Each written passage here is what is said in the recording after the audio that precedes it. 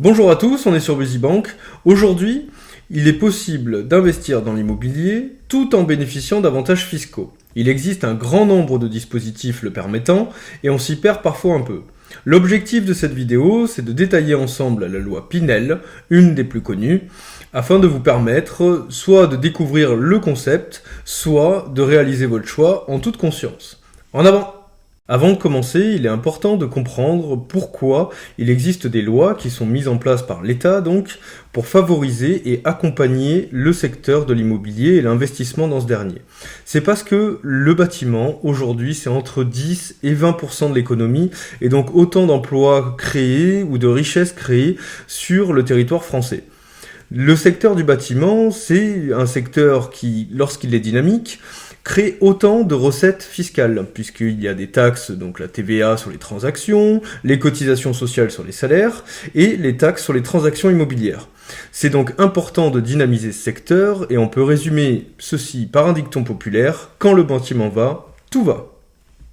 On va donc commencer par une des lois les plus connues dans l'investissement immobilier avec avantage fiscal, la loi Pinel.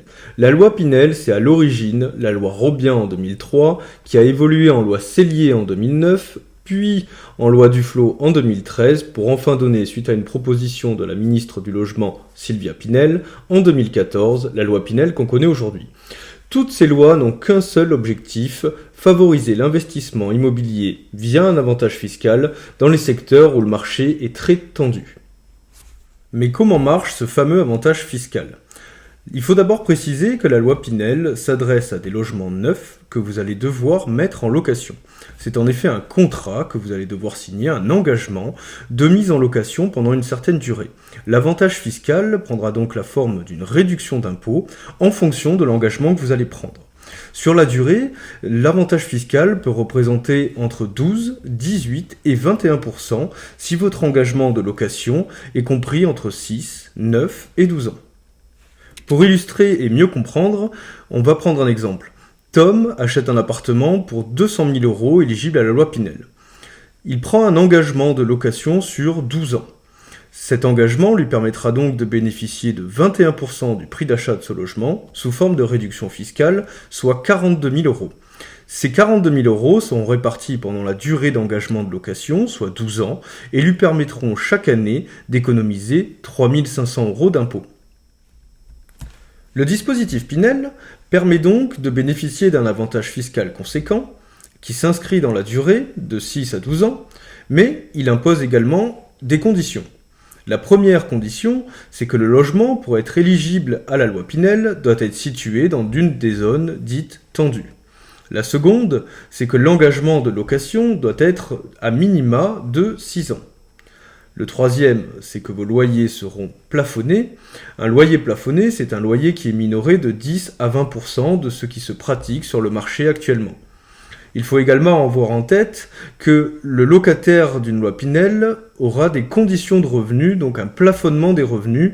Tout le monde ne pourra pas être éligible à la loi Pinel en tant que locataire. Enfin, l'avantage fiscal total ne pourra excéder 63 000 €.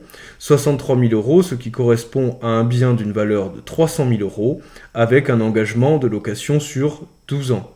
Donc 21% de la valeur d'achat de 300 000, on tombe sur l'avantage maximal de 63 000 €.